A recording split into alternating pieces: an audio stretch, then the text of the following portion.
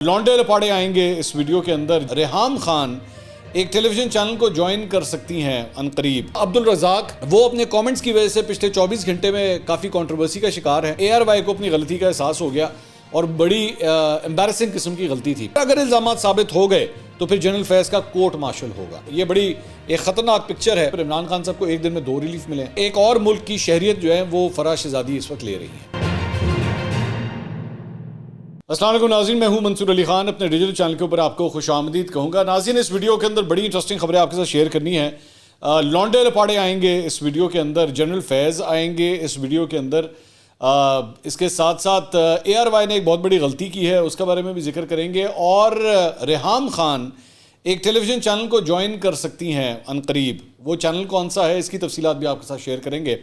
तो इस वीडियो को एंड तक देखिएगा और अगर आपको हमारी वीडियो पसंद आए तो चैनल को सब्सक्राइब कीजिएगा, बेल आइकन प्रेस कीजिएगा ताकि आपको नोटिफिकेशंस मिल सकें। और अगर आपको वीडियो पसंद आए तो लाइक और शेयर ज़रूर कीजिएगा।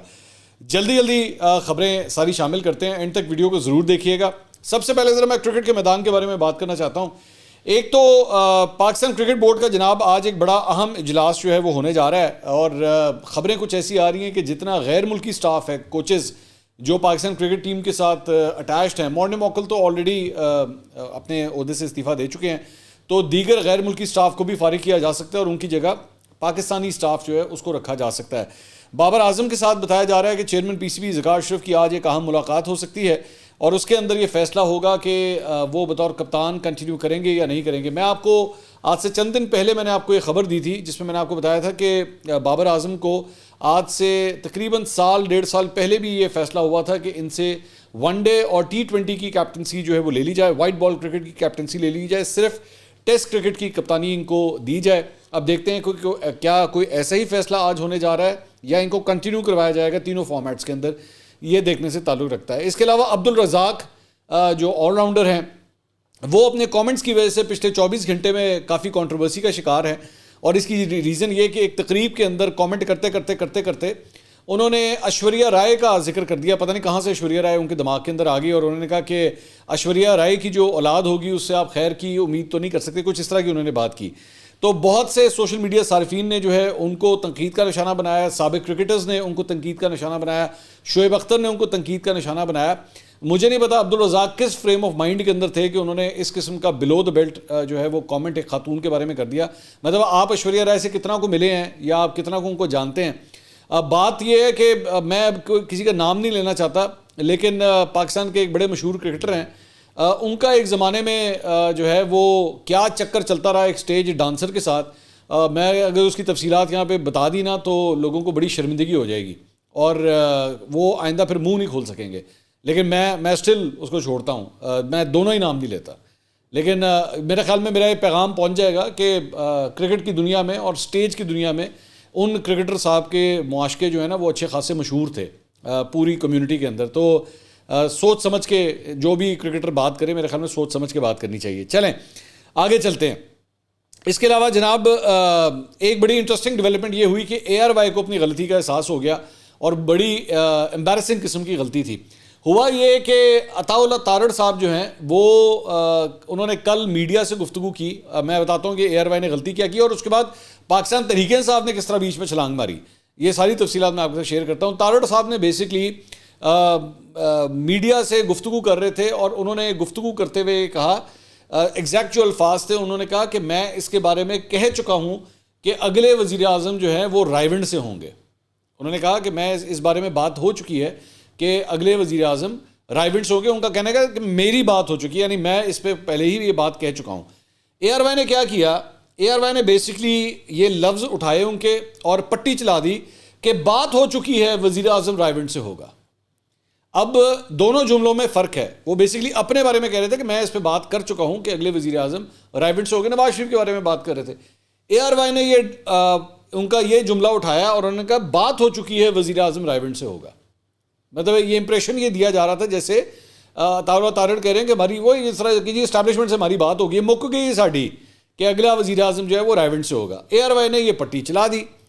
अब बाद में मेरे ख्याल में ARY को एहसास हुआ कि ओहो भंड हो गया, भंड मार दिया हमने।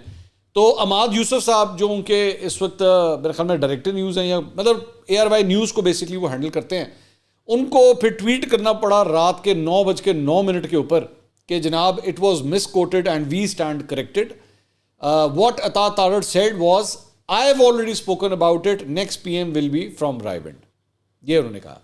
ویسے اصولی طور پہ تو میرے خیال میں ہونا تو یہ چاہیے کہ جس چینل کے اوپر آپ سے غلطی ہو, آپ اتنا بڑا مس کوٹ کریں کسی کو, تو چینل کے اوپر اسی طرح ہی ڈبہ چلا کے آپ کو پھر معذرت بھی کرنی چاہیے, مطلب اگر آپ اتنی بڑی غلطی کر رہے ہیں. لیکن چلیں, یہ بھی عماد یوسف صاحب کا بڑا پن ہے کہ انہوں نے ٹویٹ کر دیا اور ٹویٹ کر کے کہا کہ جی ہم نے مس کوٹ کیا, آپ کو غلطی ہوگی ہم سے. لیکن اس کے بعد بلکہ عطا اللہ تارڑ نے آگے سے اس ٹویٹ کے جواب میں 10 منٹ کے بعد انہوں نے ٹویٹ کیا. انہوں نے کہا کوئی بات نہیں عماد بھائی, یہ آپ کا بڑا پن ہے, غلطی ہوتی رہتی ہے, لیکن جس طرح اس کا غلط استعمال PTI نے اپنے آفیشیل ہینڈل سے کیا وہ انتہائی شرمناک ہے. لیکن پھر سوچا کہ اگر PTI کے ٹرول ایسی نیچ حرکتیں نہیں کریں گے تو کون کرے گا, اور پھر انہوں نے خود PTI آفیشیل کو ٹیگ کیا اس ٹویٹ کے اندر. اس کے بعد ایکچولی وہ ذکر کس چیز کا کر رہے تھے کہ PTI نے ایکچولی اس کے اوپر ٹویٹ کیا اور وہی اسکرین شاٹ جو غلط مس کوڈ ہوا تھا, ARY نے غلط مس کوڈ کیا تھا, اس کو ٹویٹ کرتے ہوئے انہوں نے لکھا نون لیگ کی تمام تر سیاست کا نچوڑ بات ہو چکی ہے. پاکستان سازشی ٹولے کی سازشوں اور چال بازی میں کسی صورت نہیں آنا, ان کا آخری حربہ ہے مایوسی پھیلانا. ہماری طاقت ہماری تعداد میں ہے, ہم سب نے مل کر 8 فروری 2024 کو نکل کر ووٹ ڈالنا ہے اور مافیا کی تمام تر دھاندلی اور سازشوں کو ناکام بنانا ہے. کپتان ڈٹا ہوا ہے, قوم ڈٹی ہوئی ہے, فائنل اور اوور چل رہے ہیں, اگلی منزل حقیقی آزادی ہے انشاءاللہ. ایڈی وڈی ٹویٹ کرتی ایک مس کوٹ کے اوپر, مطلب اتنا نہیں کیا کہ ایک دفعہ خود سن لے جا کے. سوشل میڈیا پہ پڑا ہوا تھا تارڑ صاحب کا یہ سارا بیان, وہاں پہ پڑا ہوا تھا کہ بھائی دیکھ لو ایک دفعہ کہ کیا اس میں لکھ دیا ہے, کیا کہہ دیا انہوں نے کہا نہ در در در در در در در در ٹھا نہیں چھڈاں گے, ایسی نہیں چھڈاں گے. اب وہ وجہ یہ ہے کہ عادت پڑی ہوئی ہے نا, پرانی عادت پڑی ہوئی ہے صرف ARY دیکھنا ہے, اور کوئی چینل نہیں دیکھنا, انہوں ویریفائی نہیں کرنا, میری جند میری جان میری ARY. تو اس وجہ سے تو ہو جاتا ہے, انسان ہے, غلطیوں کا پتلا ہے, ہو جاتی غلطی ہو جاتی ہے. تو ARY کے ساتھ آج کل ویسی PTI کا بڑا لو ہیٹ ریلیشن شپ چل رہا ہے. پرانی محبت ایک دم جاگ جاتی ہے, پھر بعد میں احساس ہوتا نہیں ہوں تو سانوں وہ والا ٹائم بھی نہیں لبدا, ہوں تو ساڑے واسطے آواز بھی نہیں اٹھائی جاندی, ہو جاتا ہے. تو اسی سے ریلیٹڈ اسی طرح چیزوں سے ریلیٹڈ جو ہے نا, میں ایک اور بات بھی آپ کے ساتھ شیئر کرنا چاہوں گا. ایک کلپ میری نظر سے گزرا ہے, انجینئر صاحب ہیں محمد علی مرزا صاحب, ان کا ایک کلپ میری نظروں سے گزرا ہے. انہوں نے نیو کے ڈیجیٹل پلیٹ فارم کو ایک انٹرویو دیا, تو اس پہ جو صاحب ان کا انٹرویو کر رہے تھے انہوں نے انجینئر محمد علی مرزا صاحب سے یہ پوچھا کہ یہ آپ نے لونڈے لپاڑے کا لفظ استعمال کیا پاکستان تحریک انصاف والوں کے لیے, تو یہ کیا مطلب ہے, اس کے بارے میں آپ کیا کہیں گے؟ تو انہوں نے کہا یہ کوئی برا لفظ نہیں ہے بھائی, یہ کوئی گالی نہیں ہے, کوئی کچھ نہیں ہے. اور اس کے بعد انجینئر صاحب نے مجھے کوٹ کیا اس کے اندر, انہوں نے کہا جی وہ منصور علی خان صاحب جو ہیں اس کو استعمال کرتے ہیں, لونڈا لپاڑا کہتے ہیں, اور وہ مین سٹریم چینل سے تعلق رکھتے ہیں. آج تک پیمرا نے کبھی کوئی ایکشن نہیں لیا, کبھی کوئی ایسی بات نہیں ہوئی, اور یہ گالم گلوچ تھوڑی ہے, یہ تو صرف ایک لفظ ہے لونڈا لپاڑا. تو میں اس کے بارے میں پہلے بھی بہت دفعہ, کیونکہ اب انہوں نے مجھے کوٹ کیا تو میں میرے خیال میں میرا فرض بنتا ہے کہ میں آپ تک اس چیز کو ذرا کلیئر کر دوں. میں پہلے بھی کئی دفعہ یہ بات کہہ چکا ہوں, اب میں اس کی ڈکشنری میں سے نکال کے آپ کے سامنے جو ہے نا, میں اس کا جو ترجمہ ہے وہ میں آپ کے سامنے رکھ دیتا ہوں. برائے مہربانی گوگل ہے نا, گوگل GOOGLE, اس کو کھول کے وہاں پہ لکھ لیں, اردو میں لکھ لیں لونڈے لپاڑے, کیا لفظ ہے لونڈے لپاڑے, لکھ لیں یہ ٹک کر کے. اس کے بعد ریختہ بڑا مشہور ایک ویب سائٹ ہے, اردو کی شاعری ہوتی ہے, اردو کی ڈکشنری ہوتی ہے, وہاں پہ بہت اردو کے بارے میں بہت سی چیزیں ہوتی ہیں, تو اس کی اردو کی ڈکشنری کھول لیں. یہ ہم نے کھول کے آپ کے سامنے رکھی ہوئی ہے, لونڈے لپاڑے. اب نیچے اس کا مطلب جو ہے وہ دیکھ لیجئے ایک دفعہ. اس کا مطلب صرف اتنا ہے, گپی لونڈے, جھوٹ بولنے والے لڑکے, نا تجربہ کار لڑکے. یہ اتنا سا مطلب ہے اس کا, جھوٹ بولنے والے, گپے چھوڑنے والے لڑکے. یہ صرف اتنی سی بات ہے, یہ کوئی گالی نہیں ہے میرے بھائی. یا تو جو لوگ سمجھتے ہیں اس کو کہ جی لونڈے لپاڑے کوئی گالی ہے, یا تو ان کی اردو میں نقص ہے یا ان کی ریسرچ کم ہے. برائے مہربانی گوگل کر لیں, لکھ لیں اس کو ایک دفعہ. اچھا ایک بات, دوسری بات یہ کہ یہ لفظ جو ہے وہ میں کبھی بھی کسی پارٹی کارکن کے لیے استعمال نہیں کرتا. یہ میں ان یوٹیوبرز کے لیے استعمال کرتا ہوں, یہ میں ان کے سوشل میڈیا ٹرولز کے لیے استعمال کرتا ہوں جو پاکستان تحریک انصاف کے لیے جھوٹ بولا کرتے رہے, اور جنہوں نے عمران خان صاحب کے لیے اپنا دل جگر جان سب کچھ تیرے نام کیا ہے والا سلسلہ چلتا رہا ہے پچھلے 6 7 8 سال کے اندر. اور اس کے بعد پروان چڑھے ہیں یہ عمران خان صاحب کے دور حکومت کے اندر. یہ ہے وہ لونڈے لپاڑے جنہوں نے جھوٹ پھلا پھلا کے ہائے تو کتنا چنگا لگتا ہے، ہائے تو کتنا سونا ہے، یہ وہ ہیں لونڈے لپاڑے. میں ان کے بارے میں پارٹی کارکنوں کی بات نہیں کرتا، پارٹی کے ووٹرز کی میں بات نہیں کرتا، میں ان یوٹیوبرز کی بات کرتا ہوں، ان کو میں لونڈا لپاڑا کہتا ہوں. اور دوسری بات یہ کہ لونڈا لپاڑا صرف پاکستان تحریک انصاف میں نہیں ہے، نون لیگ کے اندر بھی ہے، یہ بھی ذہن میں رکھیے گا. اور وہ چھونے پالے کیوٹ سے لونڈے لپاڑے نئے آج کل بھرتی ہوئے ہیں، کیونکہ اب آج کل نون لیگ والا وہ ٹائم چل رہا ہے نا، تو انہوں نے بھی لونڈے لپاڑوں کی بھرتیاں کر لی ہوئی ہیں. اب وہ بھی دن رات جو ہے وہ دل جگر جان نواز شریف کے نام کیا ہے، آج کل وہ والی کہانی شروع ہو گئی ہے. اور ان کی ڈیوٹیاں لگی ہوئی ہیں کہ کوئی اگر میاں نواز شریف کو یا مریم نواز کو کچھ کہے تو تسی ٹھوک دینا ایک ویلاگ ایسی تیسی پھیر کے رکھ دینا. تو یہ لونڈے لپاڑے گپے مارنے والے، جھوٹ بولنے والے لونڈے، یہ وہ ہوتے ہیں. اور جہاں تک میں ایک اور بات آپ کو بتا دوں، حسن نثار صاحب یہ لفظ خود استعمال کیا کرتے تھے میرے بھائی. تو پاکستان تحریک انصاف والوں کو جن کو مسئلہ ہے، حسن نثار صاحب کو تو آپ ویسی صحافت کا دیوتا مانتے ہیں نا، ان کو تو دیوتا مانتے ہیں. ساڈے منہ تانوں برا لگتا ہے، انہاں دی گل سن لو، وہ بھی لونڈے لپاڑے ہی کہندے نے بھائی. وہ کوئی انگریزی چ نہیں کہندے، وہ بھی اردو ہی کہندے نے، میں بھی اردو ہی کہہ رہا ہوں، لونڈے لپاڑے. جی تانوں برا لگتا ہے تو آج کے بعد اس کو میں وہ انگلش ایکسنٹ کے لونڈے لپاڑے کہنا شروع کر دوں گا میں، تاکہ آپ کو اتنی زور کا نہ چبھے. اتنی سی بات ہے. تو وہ سوال بھی جو ہے وہ انجینئر صاحب کے سامنے رکھ دیا گیا. اس کے اوپر دیکھ رہا تھا سوشل میڈیا کے اوپر بھی جو ہے سارے انجینئر صاحب کو اس بات پہ جو ہے وہ ٹرول کرنا شروع ہو گیا کہ کیوں یہ لفظ استعمال کیا آپ نے. یہ مقصد ہے، اور کوئی بات نہیں ہے، اتنا مائنڈ نہ کر جائے کرے بات کو. اچھا جی، اس کے علاوہ ریحام خان صاحبہ جو ہے وہ میں نے آپ کو شروع میں کہا کہ کون سا چینل جوائن کرنے لگی ہیں. تو کبوتر ہم نے بھیجے سنو ٹی وی آپ جانتے سنو ٹی وی. تو یہ نیا چینل ہے نسبتاً ابھی، اب تو خیر ہو گیا، کافی ٹائم ہو گیا اس کو، کافی تو نہیں، میرے خیال میں سال کے آس پاس ہوگا، شاید سال ڈیڑھ سال ہوگا. تو وہاں پہ ان کی بات چیت جو ہے وہ تقریباً فائنل راؤنڈز کے اندر ہے، جو ہمارے پاس خبر آئی ہے. اور ہمیں خبر یہ بتائی گئی ہے کہ جناب آلموسٹ کہانی لاک ہو چکی ہوئی ہے. آخری مومنٹ پہ بھی کبھی کچھ ہو جاتا ہے، لیکن ریحام خان صاحبہ کی ٹی وی اسکرین کے اوپر یہ واپسی ہوگی.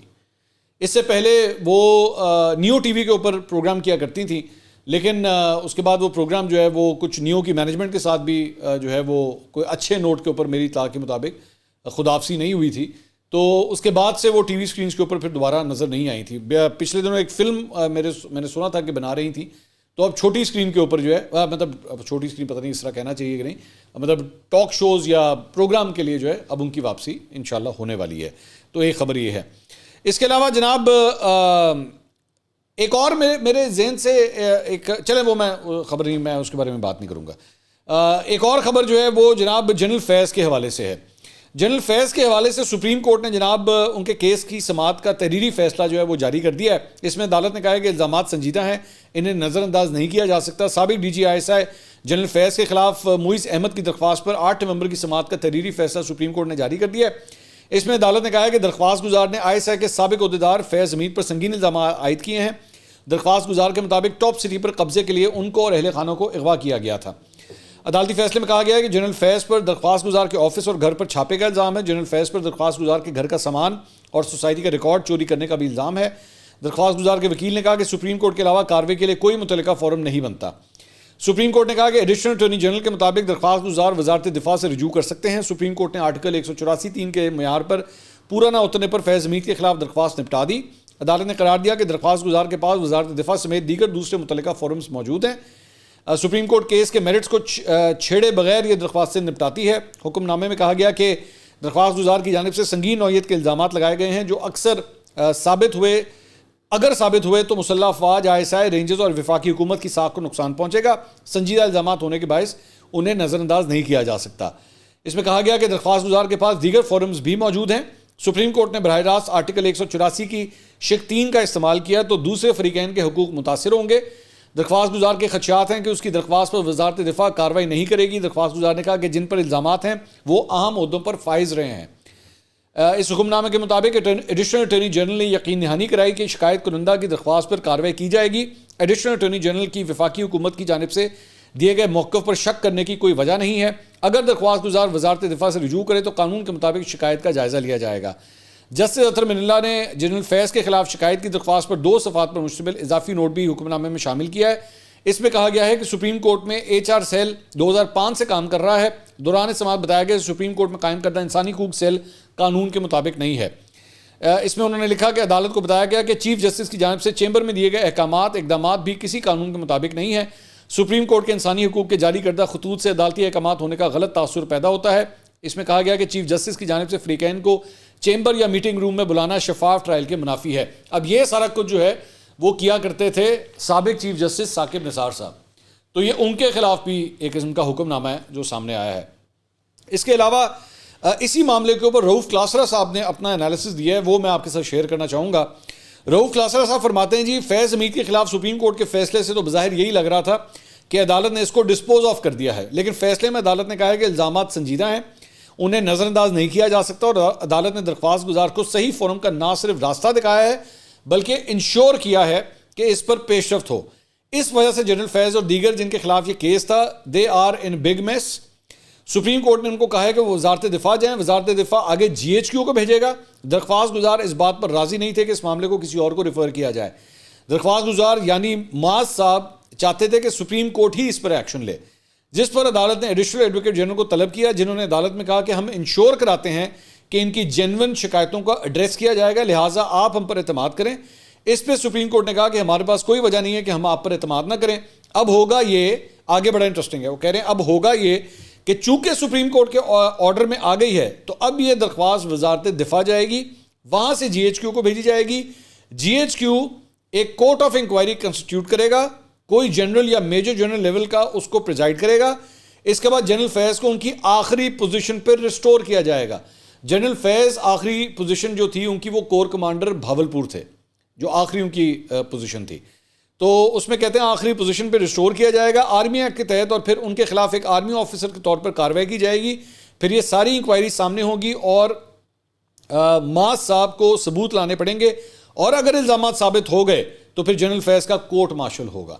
مجھے تو یہی لگتا ہے سوائے اس کے کہ کوئی درمیان میں پڑھ کے معاملہ سارٹ آؤٹ کرا دے, ایسی چیزیں نہ ہو جائیں. تو یہ بڑی ایک خطرناک پکچر ہے جو رؤوف کلاسرا صاحب نے جنرل فیض کے حوالے سے کھینچی ہے کہ ایسا بھی ہو سکتا ہے. اس کے علاوہ عمران خان صاحب کے حوالے سے جناب وفاقی وزارت قانون نے عمران خان کے نیب کیس میں جیل ٹرائل کا نوٹیفیکیشن جاری کر دیا ہے. نوٹیفیکیشن میں کہا گیا کہ وفاقی حکومت عمران خان کے ٹرائل کے لیے اڈیالہ جیل میں احتساب عدالت لگانے کی اجازت دیتی ہے. احتساب عدالت اڈیالہ جیل سمیت قیدیوں کی جیل میں عمران خان اور دیگر کا ٹرائل کر سکتی ہے. اس کے مطابق عمران خان کے خلاف 190 ملین پاؤنڈ اسکینڈل کیس کی سماعت اڈیالہ جیل میں ہی ہوگی. تو باہر تو نہیں آ رہے خان صاحب, مطلب ان شارٹ ٹرم یہی لگ رہا ہے کہ خان صاحب کی باہر آنے کا کوئی چانس نہیں ہے. اس کے علاوہ راولپنڈی کی اڈیالہ جیل میں عمران خان کے خلاف 190 ملین پاؤنڈ اسکینڈل کی کیس کی سماعت ہوئی. نیب کے پروسیکیوٹر ذوالفقار عباسی ٹیم کے ہمراہ عدالت میں پیش ہوئے. عمران خان کے وکیل بیرسٹر سلمان صفدر, بیرسٹر عمیر نیازی عدالت میں پیش ہوئے. عدالت نے سماعت کے بعد فیصلہ محفوظ کر لیا. عدالت نے نیب کی عمران خان کے جسمانی ریمانڈ کی استدعا مسترد کر دی. یہ کہنا ہے عمران خان صاحب کے وکلا کا. اب یہاں پہ تھوڑی سی کنفیوژن ہے. عمران خان صاحب کے وکلا کہہ رہے ہیں کہ عمران خان صاحب کی جسمانی ریمانڈ کی استدعا جو ہے وہ مسترد ہو گئی ہے, لیکن ادھر سے نیب پروسیکیوٹر یہ کہہ رہے ہیں کہ جی جسمانی ریمانڈ کی استدعا مسترد نہیں ہوئی ہے بلکہ اس کو ڈیلے کر دیا گیا ہے, اور جج محمد بشیر جو ہیں انہوں نے اس معاملے کو التوا میں ڈال دیا ہے. تو ابھی یہ کلیئرٹی نہیں ہے جب تک یہ ویڈیو ریکارڈ ہو رہی ہے. ہمیں اس کے اوپر جو ہے نا تھوڑا سا ابھی کلیئر ہونے کی ضرورت ہے. ظاہری بات ہے کیونکہ اب یہ جیل کے اندر جب ٹرائل ہو رہا ہوتا ہے وہاں پہ میڈیا ہوتا نہیں ہے, تو وکلا جو آ کے دونوں سائڈز کے باتیں کر رہے ہوتے ہیں اسی کے اوپر آپ کو ریلائی کرنا ہوتا ہے کہ ایکچولی اس کے اندر ہوا کیا ہے. تو اگر تو ایسا ہو گیا ہے کہ جسمانی ریمانڈ واقعی مسترد ہو گیا تو پھر عمران خان صاحب کو ایک دن میں 2 ریلیف ملے ہیں. ایک تو وہ 2 دن کا جو حکم امتناع آ گیا کہ جی سائفر کا کیس جو ہے اس کا جیل ٹرائل روک دیا جائے, اور یہ دوسرا ہونا تھا. لیکن دوسری سائڈ یہ کہہ رہی ہے کہ نہیں ایسا نہیں ہوا ہے, اس کو التوا میں ڈال دیا گیا ہے. اب ایشو اس کے اندر یہ ہے کہ جب جسمانی ریمانڈ کی استدعا ہوتی ہے یا وہ ریجیکٹ ہوتی ہے یا وہ ایکسیپٹ ہوتی ہے. جسمانی ریمانڈ کی استدعا آگے نہیں ہو سکتی کہ جی اچھا جی اس کے اوپر ہم فیصلہ بعد میں سنائیں گے, اس طرح نہیں ہوتا. عام طور پہ اس کو اسی وقت جو ہے آپ اناؤنس کر دیتے ہیں, لیکن یہاں پہ معاملہ جو ہے وہ کہا جا رہا ہے کہ ایڈجرن ہو گیا ہے. سو لیٹس سی اس پہ کیا ہوتا ہے. اس کے علاوہ جناب فرح شہزادی صاحبہ کے حوالے سے ایک بڑی انٹرسٹنگ خبر آئی ہے, اور وہ یہ ہے کہ اظہر صدیق صاحب جو ان کے لائر ہیں, کل رات کو میرے شو کے اندر آئے ہوئے تھے, اور میں نے ان سے یہ پوچھا کہ جی یہ جو پاسپورٹ چل رہا ہے وینیوٹو کا, جو فرح شہزادی یا فرح گوگی جو بھی فرح شہزادی وہ کہتے ہیں جی فرح شہزادی کہیں, فرح گوگی نہیں ہے ان کا نام, ٹھیک ہے جی فرح شہزادی. تو فرح شہزادی کا یہ جو پاسپورٹ ہے انہوں نے کہا جی یہ پاسپورٹ جو ہے ویلڈ نہیں ہے, یا اب ویلڈ نہیں ہے، یا جعلی ہے، یا نقلی ہے، یہ کلیئر نہیں ہے. لیکن انہوں نے کہا کہ جی ان کا کسی اور ملک کی شہریت کے لیے کیس انڈر پروسیس ہے. اس بات کی انہوں نے تصدیق کی ہے، اینڈ آبویسلی یہ کوئی جرم نہیں ہے، یہ میں کلیئر کر دوں، یہ کوئی جرم نہیں ہے. لیکن میں نے ان سے بار بار یہ بات پوچھی کہ یہ بتائیے کس ملک کی. انہوں نے کہا یہ میں نہیں بتا سکتا کہ کیونکہ میں نے اب تک اپنی کلائنٹ سے پرمیشن نہیں لی ہے. لیکن یہ میں آپ کو بتا سکتا ہوں کہ ایک اور ملک کی شہریت جو ہے وہ فرح شہزادی اس وقت لے رہی ہیں. تو اگر میرے لیے ویسے سرپرائزنگ بات تھی کہ اگر آپ یہ بات بتا سکتے ہیں کہ وہ ایک اور ملک کی شہریت لے رہی ہیں تو یہ بھی بتا سکتے ہوں گے کہ کس ملک کی لے رہی ہیں. یہ کیوں نہیں بتایا جا رہا کہ کس ملک کی لے رہی ہیں. اب تک کے لیے اتنا ہی. اگلی ویڈیو میں آپ سے دوبارہ ملاقات ہوگی. اللہ حافظ.